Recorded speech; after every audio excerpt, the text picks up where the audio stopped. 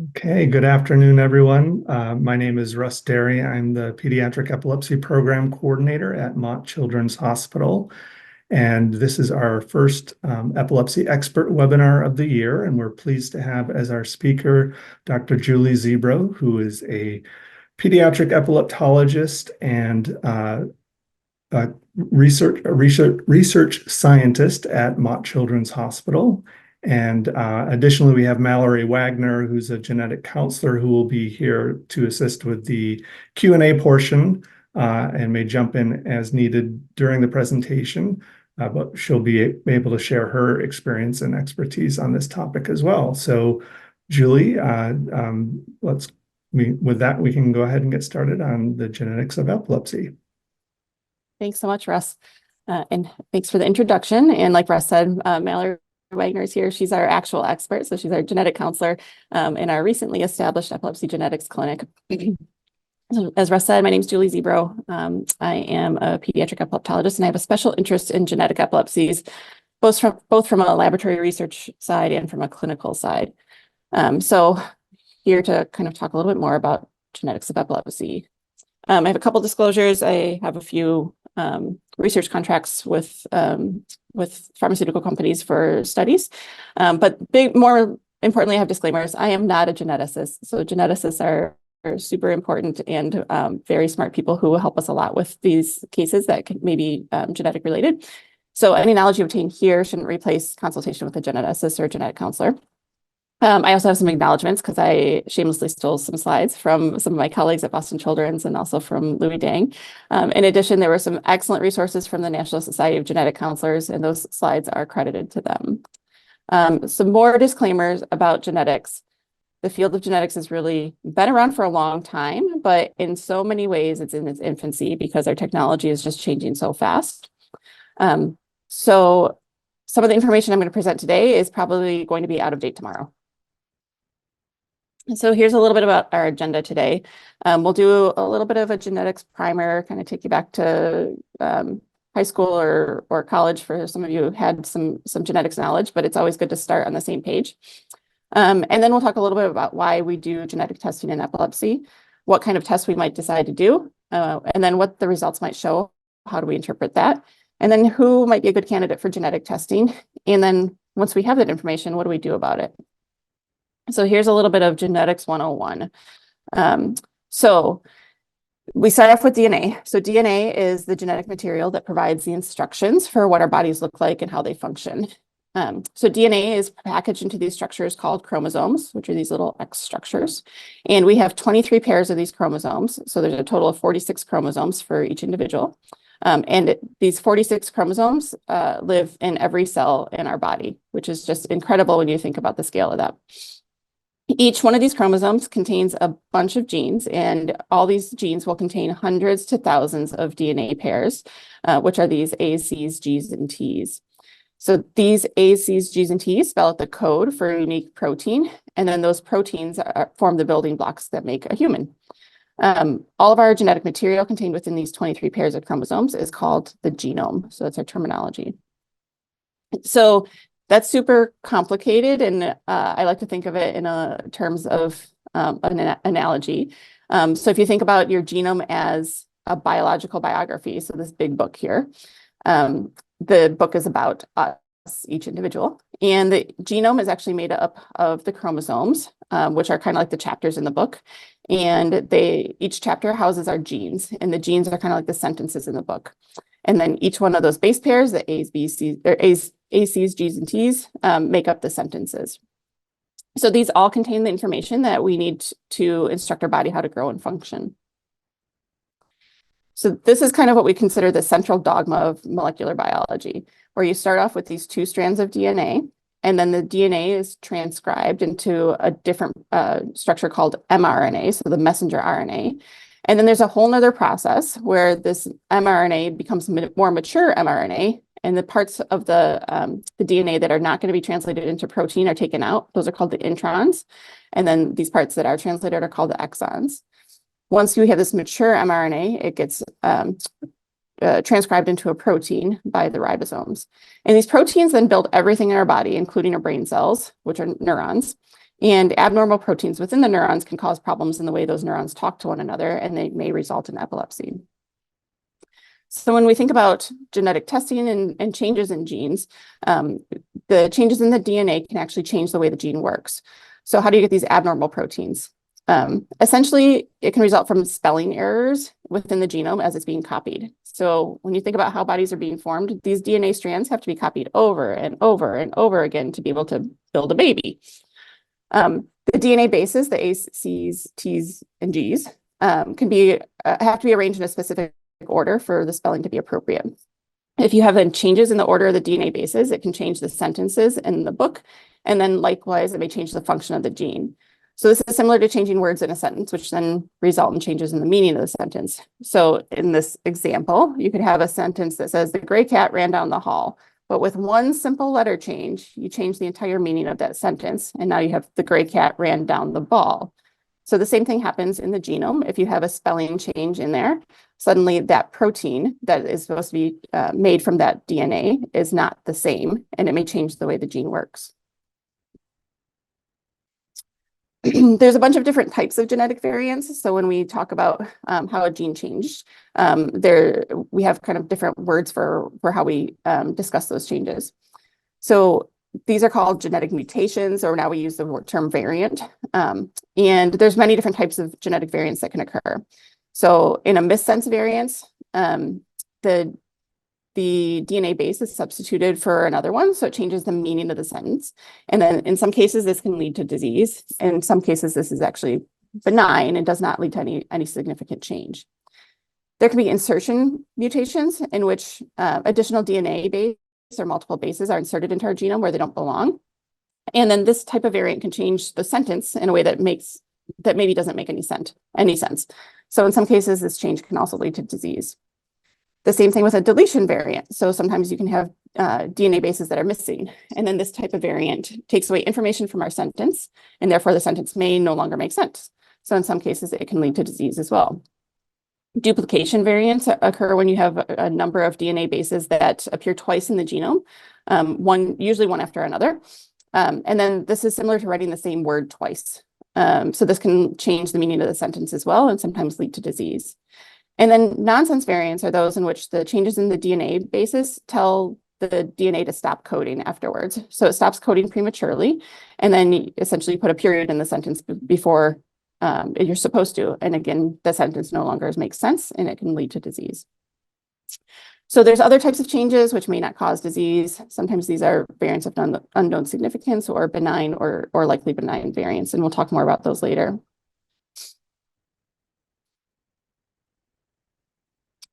So why do we think about genetics in epilepsy? Well, frankly, genetic etiologies are common in epilepsy. So way back before we had much knowledge about genetics, we had this knowledge about causes of epilepsy. So things like trauma and stroke, birth injury, and then sometimes we knew that there were congenital lesions or infections that caused epilepsy. So we had this kind of chunk of the pie that we knew the cause.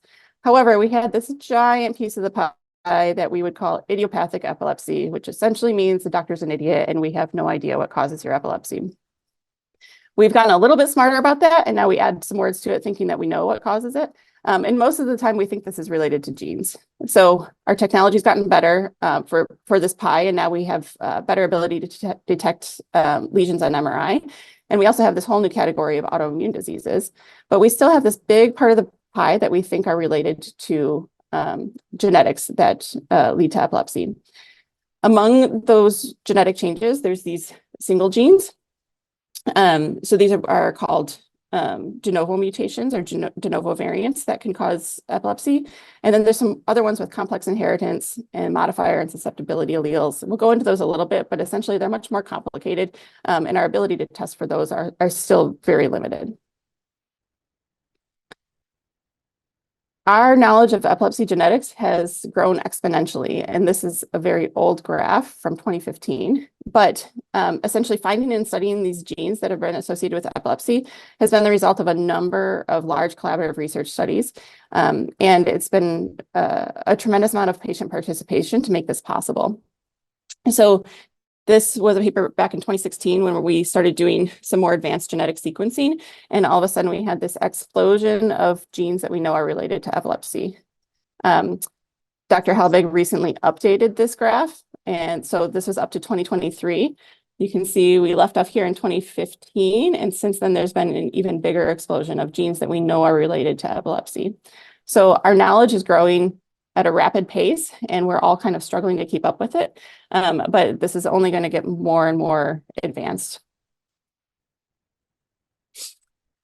So the explosion in named genes associated with epilepsy is really, it can be pretty overwhelming. And in many ways, it resembles alphabet soup when we start talking about these letters and numbers that fit together and tell you that that may be causing your child's epilepsy. So how do neurologists really try and piece this together and decide to pursue genetic testing, and when might it be helpful to have genetic testing? So when neurologists are approaching epilepsy genetics, the most important thing is to consider the patient. And there's multiple different features about the patient and their epilepsy that may be important to deciding which genetic test to pursue, and if genetic testing is really even appropriate for that individual patient. So among those questions, we consider what kind of seizures the patient is having, when they started having seizures, if it was at an early age or later in life. Do they have any other medical problems that may be associated with another genetic syndrome? What's their family history? If somebody else in the family has had seizures, either as an infant, or if they had febrile seizures, or they had seizures later in life, could that be more suggestive of a genetic cause to their seizures? We want to take into account their MRI and EEG findings. If MRI findings are consistent with an injury, then genetic testing may not be appropriate for that patient.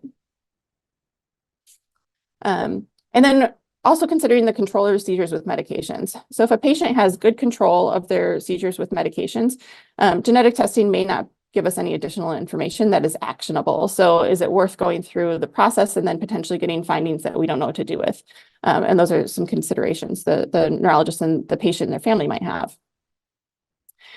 In addition, we know of more common epilepsy syndromes, and if the disease features are suspicious for any of those syndromes, then we may be more likely to pursue genetic testing earlier. And then the big one is really, could a genetic diagnosis change the seizure management? And this is really very much an evolving question as our genetic testing becomes better and our ability to target disease becomes better. And there is a question in the chat. I don't know if I can get to it. Hold on here. Oh, sorry, it's just Russ. Thanks, Russ.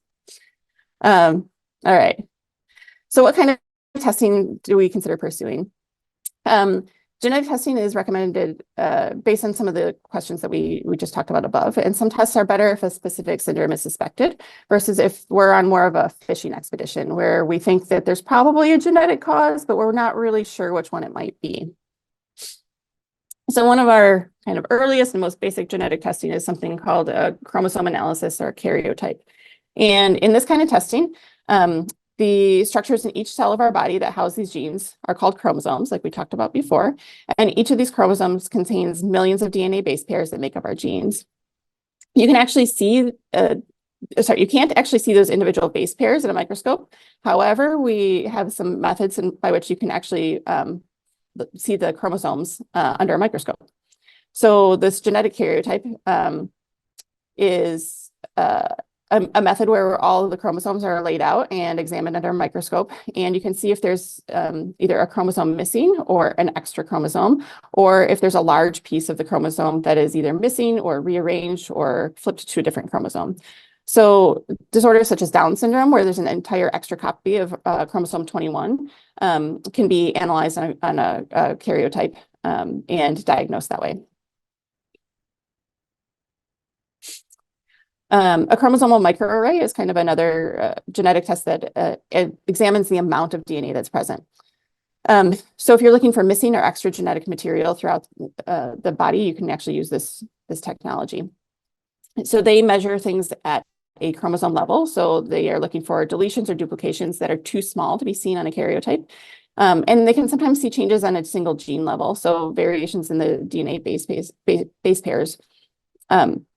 Microarrays are designed to be target specific for the for different areas of the genome. So for example, if we think the whole genome is a book, a microarray could be designed to proofread chapter 4 of the book and report on any spelling or grammar errors or duplicated or missing words. In addition, we use these like fluorescent probes that attach to the strands of DNA that are used to create these different color combinations. So you can then tell how much DNA is present, if it's either too much or too little. And because these microarrays are too small to be seen on a standard microscope, there's a special machine known as a scanner that reads the results. It's really good at telling us if there's too much or too little DNA, but it's not always great at looking for those little base pair spelling changes. So then we kind of move on to some different genetic testing. And one that we use very frequently in epilepsy is called a gene panel. So on a gene panel, there's many genes from different locations in the genome that are evaluated. So essentially pulling out known pages in the book and known sentences in the book that we know house genes for epilepsy. At some of our current panels, we have about 300 genes that we know are associated with epilepsy, and those are the ones that are evaluated on gene panel testing. So it's essentially like closely spell checking those specific sentences throughout your novel to look for different errors. And then at this point, our most advanced genetic testing is whole genome and whole exome testing. And these are two different testing where we actually look at all of the DNA. So in whole genome sequencing, the process is essentially reading every single letter in an individual's genetic code. And the whole genome sequencing includes genes that are in the genome, as well as all of the DNA that's in the surrounding genes. So those introns that we talked about earlier. So whole genome sequencing is basically like reading the book cover to cover. However, since only a small portion of the genome, which is really only 1 to 2%, actually encodes the proteins that perform all the body's functions, so those are the exons, that portion is referred to as the exome. So it represents the coding regions, the exons, that are approximately 20,000 genes in the human genome. So exome sequencing is like reading the abstract of the book where only the most relevant sentences are combined to create a summary, where genome is reading the entire book cover to cover. So when your genes are divided up into these coding and non-coding regions, the exons and introns, like we talked about before, only the exons actually provide this coding material. However, the more we're learning about introns, some of them may actually be important in causing disease as well. So whole genome may give us some additional information. When we think about using genomic testing to find causes of rare disease, it's really hard. So the human genome contains about 3 billion base pairs, and each individual carries hundreds of thousands of DNA variants. That's what makes us all individuals. Most of these variants are silent and do not have any effect on the biological function, but many of the variants code for unique traits between individuals and are responsible for differences in how our bodies look and function. Only a handful of these variants within the individual may be associated with disease. So after performing whole genome or whole exome sequencing, it can be really difficult to sort through all the variants identified in an individual to determine which one might be associated with the individual's symptoms, kind of like looking for a needle in a haystack. So when we think about interpretation of whole exome sequencing or whole genome sequencing, it's really only as good as what we know at the time of interpretation, and this is changing rapidly. Something that can be helpful in the analysis is getting genetic data from both biological parents. So that can help to determine what is different in the patient. If there's something that's different there in a gene that we know may be disease causing, then it helps to support the fact that this might be related to the patient's epilepsy. In addition, there's these large databases that are used of quote unquote normal genomes, and these databases keep expanding. This is especially true in non-white populations because the initial databases were largely made up of non-white or were largely made up of white populations. And of course, our genetic material changes depending on where in the world you're from. So normal from one population may be different from quote unquote normal for another population. In addition, as we've talked about many times, our knowledge is just rapidly expanding. So because of this, if a patient has whole exome or whole genome sequencing, the current recommendation is that they undergo a reanalysis of their data every 2 to 3 years if their initial testing is non-diagnostic. And just to jump in, not to say that DNA changes, we're born with the DNA that we have, and the changes that occur over time is just how we interpret it and what we know about it. So while we don't change the DNA itself, our interpretation of it changes every 2 to 3 years with all the new research being done. And that's really what we're updating every few years. Great. Thank you for the clarification, Mel. And then let's say you go through genetic testing, and what might you expect from your results? So the ACMG, which is the American College of Medical Genetics, has these standards and guidelines about how they evaluate a genetic variant. So it's not important to know all the details of it, but there are 5 different classifications of what a variant may be classified with once all this information is gathered about it. So if a variant is identified in your patient's genetic testing, you're going to get a report that has one of these 5 classifications in it. The one we actually don't see is benign or likely benign. And this means that there is a change in the spelling that was unlikely to cause a change in the meaning. So that gray versus gray. In which case, this change is unlikely to be causative. Or it's determined based on that previous criteria that change is unlikely to be causative. And honestly, these are usually not reported out. So the genetic testing companies don't actually send this to us. The only time we might see it is if we had a report before where they were unsure what the classification was, and then they decide to downgrade the variant based on new information, like Mallory was explaining. So then sometimes we'll get a second report that says, actually, this is a likely benign or benign variant. If we get a finding that is a pathogenic or a likely pathogenic variant, then that means that this change in spelling is likely to cause a change in the meaning.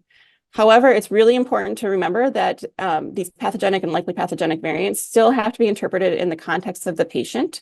So a good example for this is that there are many genes that cause recessive disorders. And in a recessive disorder, you actually have to have 2 copies of the gene that are pathogenic. So you have to have 2 mistakes or 2 spelling errors on them, one on each copy from the mom and one on the copy from the dad. If you only have 1 copy that is classified as pathogenic or likely pathogenic, then that patient may be a carrier for that disease, but they may not actually be affected for it themselves. I think this is still an important place to have genetic counseling, because that may have implications for their future offspring if they are a carrier. It may have implications for the parents of that patient if they are to have more children as well. So we still want to be mindful of those recessive genes that are classified as pathogenic or likely pathogenic, but realize that they may not actually be causative of the patient's epilepsy. And then the most dreaded variant of uncertain significance, which at this point, because of our increasing knowledge in genetics, this is our most common finding when we get genetic testing results. The most important thing to remember when you get a result that says a variant of uncertain significance is that this is not diagnostic. There are various ways that we can try to, quote unquote, resolve the VUS by changing the classification to benign or pathogenic based on doing either parental testing, where we would see if that variant was present in mom or dad, in which case it would maybe be more likely to be benign and less likely to cause disease if the parent was not affected. There's things called functional studies where we do in a laboratory. So essentially you can put that gene into a cell and then decide and then see how that changes how the cell functions. And that can give you more criteria if that gene variant is causing problems or not. And then as we have more patients who are having testing, if there's more patients who have the same variant and they have the same disease, then it's maybe more likely that it's going to be changed as a pathogenic classification. But when we get a variant of uncertain significance, we typically do not act on it and really try and think very thoughtfully about if it may be pathogenic or ways that we can find to prove that it's pathogenic or benign. It's really important when you have a VUS that you have genetic counseling and a knowledgeable neurologist to evaluate the VUS to discuss if it actually may be pathogenic and then what steps can be taken to help resolve that. So what is our yield for genetic testing? Like, why should we do this? And are we going to get results for patients? And this data is pretty old, but this was from a paper in 2019. In epilepsy, the yield for genetic testing is not great, except in a couple of circumstances. So in all patients who had a chromosomal microarray, they got a diagnosis 5 to 9% of the time. If they had an epilepsy panel, the data was 14 to 48% of the time they had a diagnosis. And then if they had whole exome sequencing, then 28 to 38% of the time they were able to get a diagnosis. The yield for this testing is higher in certain populations of epilepsy. So either if they had early onset of seizures, if they had infantile spasms, or if they had other comorbidities, so meaning other diseases or other organs involved, then they were more likely to have a diagnosis with one of these three testing paradigms. Again, this is 2019 costs, and they've come down pretty significantly. But even then, in 2019, your most bang for your buck was actually with the whole exome sequencing in patients with epilepsy, followed by a gene panel, followed by a chromosomal microarray. Unfortunately, insurance companies have not caught up with this data even since 2019, and we do have a harder time getting coverage for whole exome sequencing, so many of us will start with epilepsy panels. So who needs a genetic evaluation? And I'd like to say everyone, but that would not be the appropriate answer. So realistically, if you haven't figured out why a patient has epilepsy based on their workup to date, so that includes a really good history, their MRI, their EEG, or if the severity of their symptoms don't really fit their findings. So say they have very severe epilepsy and they maybe have one kind of minor finding on their MRI, then their epilepsy may not fit what we would expect based on their MRI. The other exceptions to this are the epilepsy syndromes that we know have complex genetics. So this is, this is the old name for childhood epilepsy with centrotemporal spikes. And then childhood absence epilepsy, juvenile myoclonic epilepsy, juvenile absence epilepsy. These are all syndromes that we know have complex genetics, and we don't necessarily offer genetic testing early on them because it's not usually actionable. Other reasons that we would perform genetic evaluation is if we wanted to confirm an identified suspected syndrome. So in patients who have other findings consistent with tuberous sclerosis, or if they have a clinical history that's consistent with Dravet syndrome, then we may be more likely to pursue genetic testing early. There's features that can suggest genetic syndromes. So dysmorphisms essentially means if they have any changes in the way they look. So if they have changes to their hands, their face, things that, and it's usually not one. You should have to have a constellation of changes in the way a person looks to be considered syndromic dysmorphisms. If they have any other congenital anomalies, so if they had any, let's say, congenital heart problems, congenital kidney problems, so things that they were born with, then they'd be better candidates for genetic evaluation. Brain malformations, and then early onset epilepsies, like we talked about in the last slide, they're more likely to have a genetic diagnosis. And then, of course, we want to think about when a genetic diagnosis is going to really alter the treatment or the predicted prognosis for the patient. A group that is has especially high yield for genetic testing is for early infantile epileptic encephalopathies. And these are patients who have onset of their epilepsy before 3 years, and then they also have developmental problems associated. We know that the yield for gene testing is high for them, so it's about 38% for gene panels. And if they had neonatal onset within the first month of life, then it's even higher, and 57% of them would have a diagnosis. And these numbers are old. The numbers are actually probably much higher now that we are in the whole genome sequencing era. So in these patients, gene panel at a minimum, gene panel plus a chromosomal microarray is highly recommended, though honestly, we're moving much more towards whole exome and whole genome sequencing. And how do we justify the cost of these studies? Well, for many of these patients, it quote unquote ends the diagnostic odyssey. It means we stop doing all the tests that we were doing to try and figure out what's going on with the patient. Once we finally have a genetic answer, it can help answer a lot of questions about what's going on with them. In addition, it can help us with prognostication and what we expect their disease course to be like. It may influence their therapeutic decisions, what medications might be more helpful or less helpful. And then for the family of that patient, future family planning, what's the risk of having another baby with this? What about risk for siblings and their future children as well? And then the big group that is still kind of problematic for us are the ones that we actually call genetic generalized epilepsies.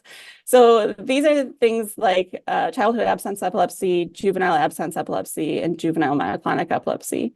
And we know that there's probably a very large genetic component for these types of epilepsy because there were twin studies that provided some very strong evidence that they were genetic. So, both twins would have the same type of seizures. However, most of these epilepsies are actually what we call polygenic. So they have complex inheritance that involves multiple gene alterations. So we can't identify just one gene that is contributing to it. It's probably the interaction of multiple genes that makes it more likely for these patients to have seizures. There's a bunch of acronyms in here, but essentially there were a lot of studies that showed that there's several single nucleotide polymorphisms or single gene changes that can be risk factors for these genetic generalized epilepsies, but each of those changes alone didn't substantially increase your risk. You really had to have multiple of them together. And then there was one study that did whole exome sequencing and found that there were rare GABA subunits, so part of the neuron that can be changed in patients with generalized epilepsies. However, it was still pretty rare and not necessarily high yield for genetic testing. So based on this information, at this point, we typically don't offer genetic testing early in patients who have one of these epilepsy syndromes. The times that I make that exception are when they're really difficult to control with medications, and there's a potential that genetic testing may help guide us in their medications. However, this honestly does not happen very often. So if we actually have a likely pathogenic or pathogenic variant after genetic testing, what do we do with the information to actually treat epilepsy? So does this genetic information change the clinical care? And I would argue that it can actually have an immediate impact on the diagnosis, treatment, and prognosis for patients. In addition, it can help us to identify other treatable or comorbid disorders. So if a syndrome is known to have heart involvement, then we might do more cardiac screening. If it's known to have kidney involvement, then we may do more renal ultrasounds so that we can monitor kidney function as well. So genetic testing can be important for more than just the brain. In addition, it can inform the family about other family planning and genetic counseling if they were to have future children, and then risk for siblings and their future children as well. And I think this is a big one that is maybe not talked about enough, but it can provide an explanation that relieves guilt. So as a parent, when you have a child who has a disease that is really not explained, then you feel like somewhere in the back of your mind that it's probably your fault somehow. Even if you've been told by every doctor that this is not your fault and there's nothing you can do about it, there's mom guilt no matter what. However, once you finally get that genetic diagnosis, it can really provide an explanation and relieve that mom guilt so that you can, focus more on helping your child. In addition, there's a bunch of patient and caregiver support groups and syndrome support or syndrome-specific advocacy groups that are just a wealth of knowledge and information, and these are growing by the day. And I absolutely love them and encourage anyone with a genetic diagnosis to get involved in them. And if your patient has a genetic diagnosis that doesn't have a group yet, you can always start one of your own. In addition, there's soon to be more specific medications to treat these pathogenic variants. We do have some specific treatments that we know are influenced by genes at this point. And this is just a list of some alphabet soup of some genetic syndromes that we know current medications are either good for or bad for. And this list keeps growing. I had to add 2 of them on today when I updated this slide from last year. And I'll keep adding more as they keep coming. But our ultimate goal, the holy grail for this, is that we can use this genetic information to really provide precision therapy for patients. So if we think about conventional epilepsy treatment, right now we've got a bunch of patients. We connect their phenotypic characteristics. So we take a history, we do an EEG, we get their MRI. We talk to them about various medications, decide on treatment A, and a portion of patients are going to respond to treatment A, and then a bigger portion of patients are not going to respond to treatment A. And then they go back to the drawing board and we go back to treatment B, and then we do the same thing, and it kind of segregates the same way where some patients will have an effect from it and some will not. Now, if we think about this in precision therapy, and we're trying to actually collect more information from patients so that we can try and figure out a better treatment for them, we do the same thing where we collect our patients, but now instead of just getting their history and their EEG and their imaging, we also collect a blood sample and look for their genetic profile. And then we use this information to study these gene changes either in a dish and or in mice, and use different drugs to see what is more effective and what is less effective before we try giving it to a patient. And then again, we counsel the patients, and our goal is then that we have precision therapy for each individual where we know what is leading to a patient's epilepsy, and we have a specific treatment for them so everyone has a high drug effect. And really, in moving this endeavor forward, families are really key to moving them forward. So these partnerships between research and drug development are really essential. And I just put a few of these family foundations up here, but there's a bunch of them. A lot of them actually kind of collaborate through the Rare Epilepsy Network. But then for individual gene groups, there's a lot of them here. There's a bunch of patients involved. Some of them have Facebook groups. There's a lot of communication. And I think they are extremely helpful if you have a genetic diagnosis to kind of know what to expect, even though there's a big there's a wide variety of how patients may present. Just having those parents kind of have your back and understand things that you're going through is really, really helpful in many ways. And not having to explain it to anyone is really nice. To be able to get on there and talk to another parent who understands exactly what you're going through. Maybe it's not the same level, but they've been through the genetic journey. They've been through this odyssey and they know what it means. And so you don't have to spend the first 10 minutes explaining what your child has. And you can kind of get some people in your court in solidarity with you that you're going through the same thing. Absolutely. I can't speak highly enough of these patient and family groups. They're just amazing. And they really are partners in trying in medicine and trying to move therapies forward and in research in general.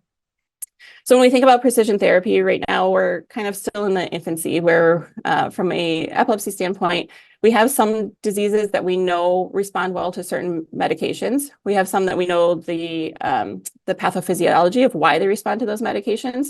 And then we have some that are more directly targeting the gene dysfunction. So in that case, it would be things like everolimus specifically will target the pathway in tuberous sclerosis that is not functioning well.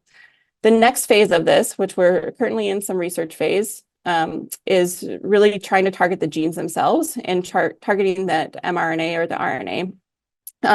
So in this case, things like an antisense oligonucleotide, which is currently in phase 1 and 2 clinical trials for Dravet syndrome, would be targeting the mRNA. And I just read the other day that there's now a phase 1 trial for Phelan-McDermid syndrome for gene therapy, where they actually will deliver the gene via viral vector. And these things are going to continue moving faster and faster, and we're super excited about them. And the growing field of epilepsy genetics is going to really blossom because of it. And we are doing some of these trials here at Michigan Medicine. So this was in the news recently, in the Michigan Medicine news anyway. And this is our buddy Zane, who's enrolled in a clinical trial right now for an ASO for Dravet syndrome. And we are incredibly appreciative of patients like Zane and his family for participating in this kind of research because it's still relatively new. There's a lot of unknowns, but this is exactly how we're moving the field forward. And hopefully we'll have some amazing results to be able to share with more patients in the future. So with that, I mostly want to thank our epilepsy genetics team. So this is our somewhat recently started clinic, including myself and Drs. Armour, Dang, and Reed, and then Mallory and Addie Beal, our genetic counselors. And we can't thank Russ enough for all of his coordination in getting that clinic together. And with that, we are happy to take any questions.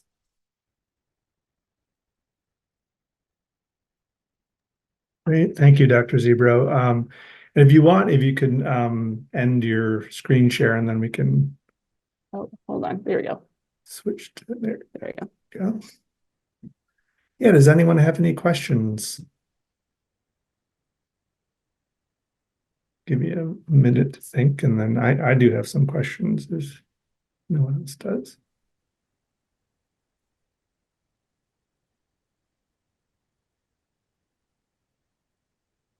I have a quick question. So we are scheduled to do counseling for the whole exome screening in a couple of weeks, which we'll then do. And then we talked about potentially not finding necessarily a gene we're looking for in that screening, but then potentially down the road, if there's more genes discovered that are associated with epilepsy, to like reanalyze that data. How is that determined? Like, at what point down the road would somebody say, oh, let's go back to the gene analysis and reanalyze it?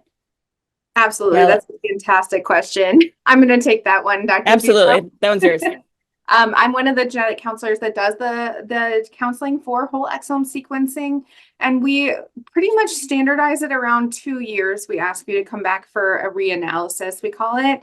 And the thought process being that we've done a lot of research that it takes about 2 years to find more information and more genes I to see. the extent of being able to report out on them.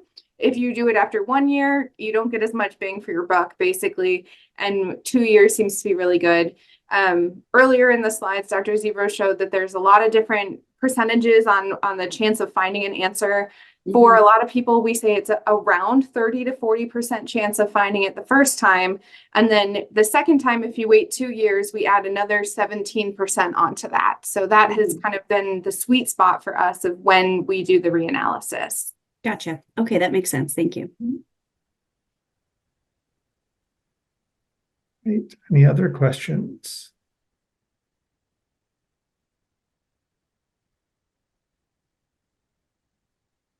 Russ, you had some questions? Yeah, can you just talk a little bit about the difference between de novo variants and inherited variants? Sure. Or Mel, do you want to take this one? Sure. So a familial or an inherited variant would be something that we identified in a parent that has been passed down from a parent to a child. And so sometimes that tells us the reason a parent has had seizures before, and can help us understand like long unexplained family lore or family history of epilepsy. Whereas a de novo variant just means it's brand new in that child and it's the first time it's occurred and was not identified in either parent. This is the most common thing we find, is that it's a brand new change. When baby was conceived, that's when that change happens. And there's nothing you can do to cause those changes, and there's nothing you can do to avoid them. What it does to do for us is helps us understand the chances of another child in your family having the same exact genetic change or not, which is usually pretty low. We say like 2 to 3% is usually what we suggest, because there's a couple of other genetic mechanisms that are a little complicated to get into right now that can cause it to happen again.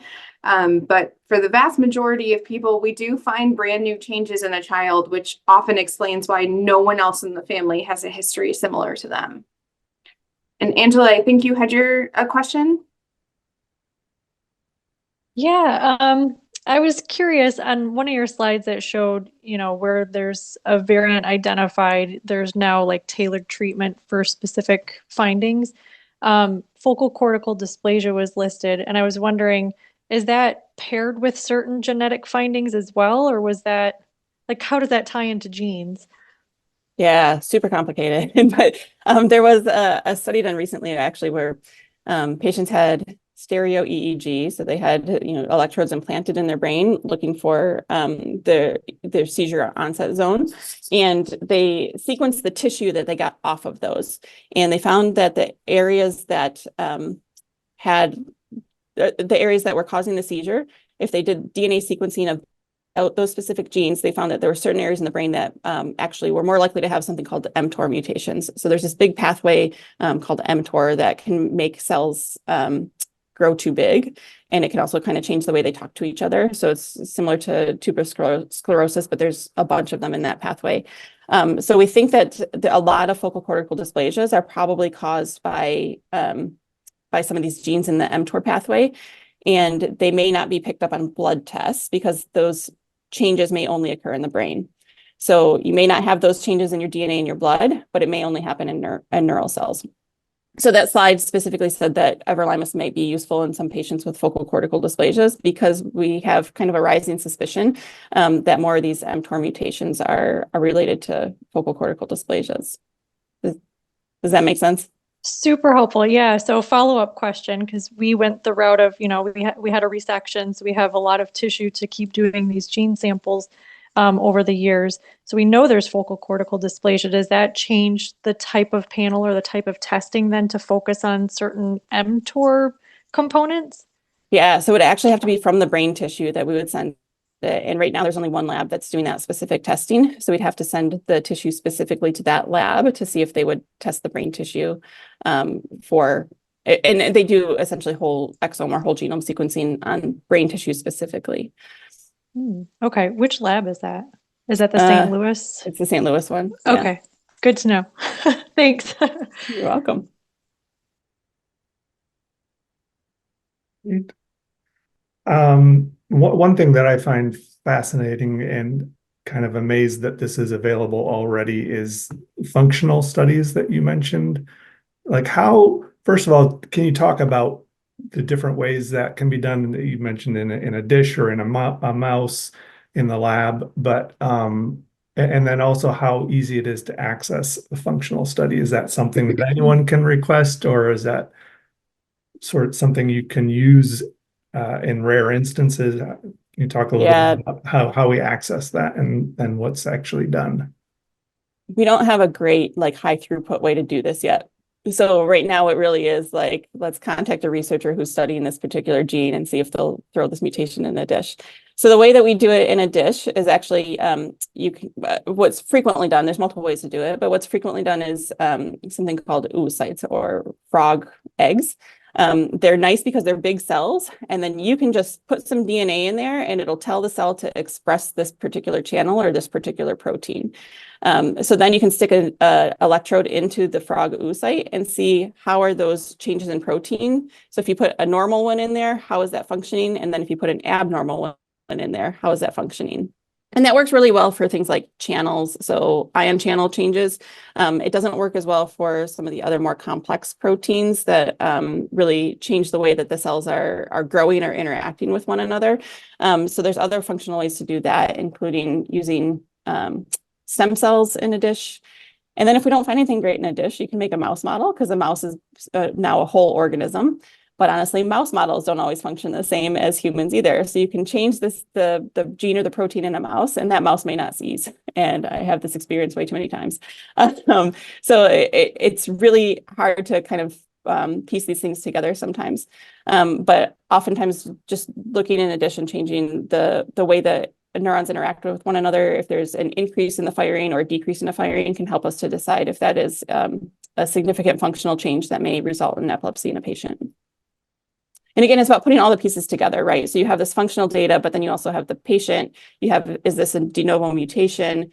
There are computer assays that will kind of look at the structure and say, if they think it's going to be causing a problem or not as well. So when we put all this information together, then that can help us to determine if a gene change is actually pathogenic or not. Okay. So yeah, and as far as like, can we request this? It's really very difficult at this point, unfortunately. Right. And so it's more telling you whether a variant of uncertain significance is pathogenic than actually giving you a pathway to a treatment, for example. You're not like testing out a treatment in a specific variant. We're not there yet, or are there examples of that? Yeah, I mean, we are for some of them, honestly. Okay. So some of it is if we decide, so it gets a little bit complicated when there's, I'm thinking mostly of channelopathies. So things like sodium channel changes, potassium channel changes, calcium channel changes. We can actually, if we put that variant in a dish and you put it in the oocyte, you can tell if there's too much activity or too little activity, because either way it could potentially cause epilepsy. There's some genes that or some channels that you can't have too much activity, and there's some that if you have too little activity, it's also going to cause. So you really want that sweet spot in the middle. If that gene change is determined to be a gain of function, meaning there's too much activity, then it may help us determine that using a blocker for that specific channel may be the more helpful and specific way to go. So an example of that is patients with SCN1A. So SCN1A causes Dravet syndrome. It's almost always considered a loss of function, meaning that there's not enough of that sodium channel mutation, or sorry, enough of that sodium channel activity. So for those patients, giving them a sodium channel blocker would be contraindicated, and that would actually make their seizures worse. However, if they have some very specific changes, we've found by putting it in a cell in a dish that it causes a gain of function. And then in that case, there's too much sodium channel activity, and a sodium channel blocker could be helpful. So it really is evaluating the very specific gene change and how it relates to that patient and what their epilepsy is like. It gets a little bit hairy. And that's why we have a whole clinic dedicated to epilepsy genetics, so that we can do our best to evaluate these with as much knowledge as we have at the time, which is really just changing so fast. It's really fun, but really challenging to keep up with.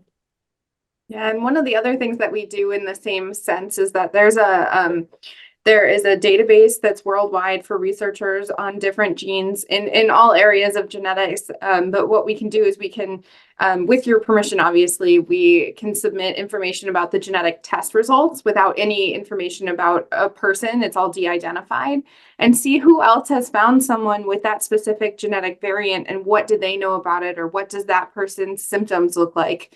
And what have they tried and what have they not tried, and is try and work all together to pool our information and not have to go through as many trial and errors if someone else has done it before. Right. It sounds like going forward, like to really ramp up progress, like we need investment in our genetics infrastructure, if you will, basically more labs, more experts, more insurance coverage for that. Like what are some key changes system wide that you think are needed to be able to get to a point where this type of testing is readily available and accessible, and we're getting people treatments that they need and faster, basically? That's a super great question, Russ. And it's been obviously in discussions for a long time now. And most of us would love to model something similar to the Children's Oncology Network. So you might know that in Children's Oncology Network, when a child is diagnosed with cancer, they essentially enter a protocol, and those protocols are essentially the same if you're at one children's hospital versus another children's hospital, because they have all been working together in a network for years and years and years to establish these types of cancers and which protocols are most effective. And they are very good at sharing information and very good at sharing data, and on the research side and on the clinical side.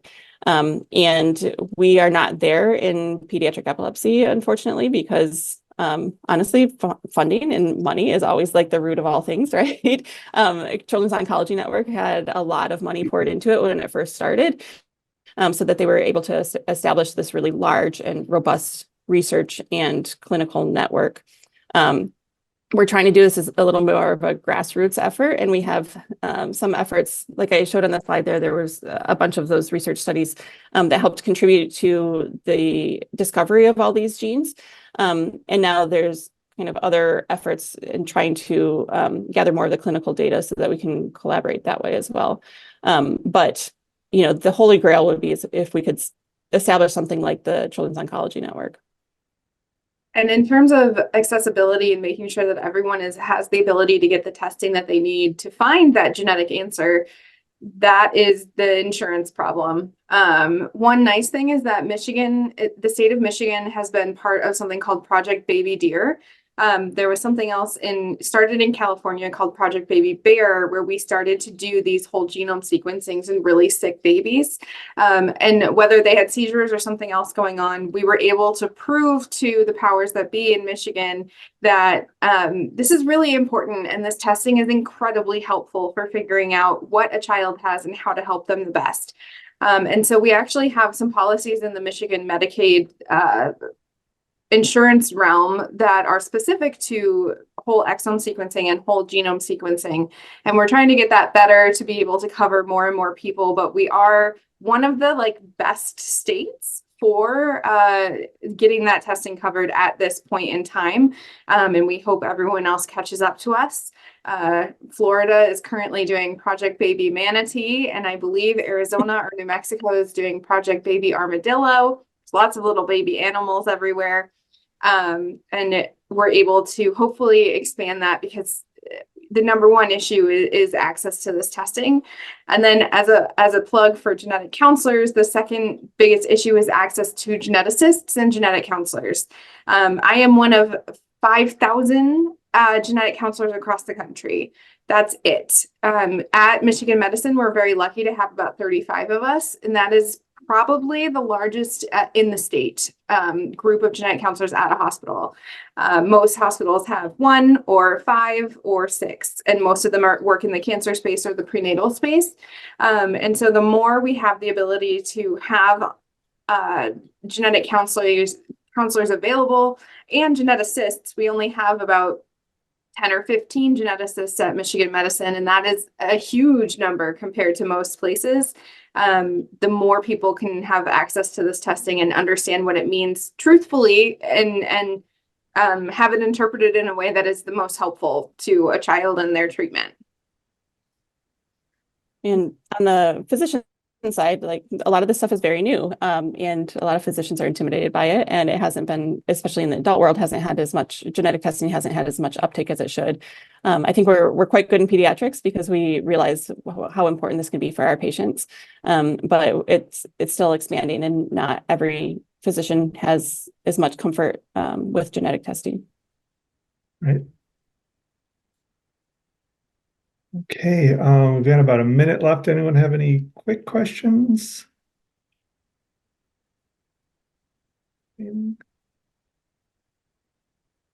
This was great. And thanks so much for inviting us, Russ. Awesome, and thank you for Thank you, sharing guys. your expertise. It's very encouraging. Just again, the rate of acceleration here, and just to imagine where we're going to be 5 years from now in terms of what we're able to do with this information when we gather it. So, thank you everyone for participating, and this will be recorded and edited and added to our YouTube channel. So you'll be able to reference the information afterwards. So All right. thank you again. Thank you. Everyone have a great day. Bye-bye.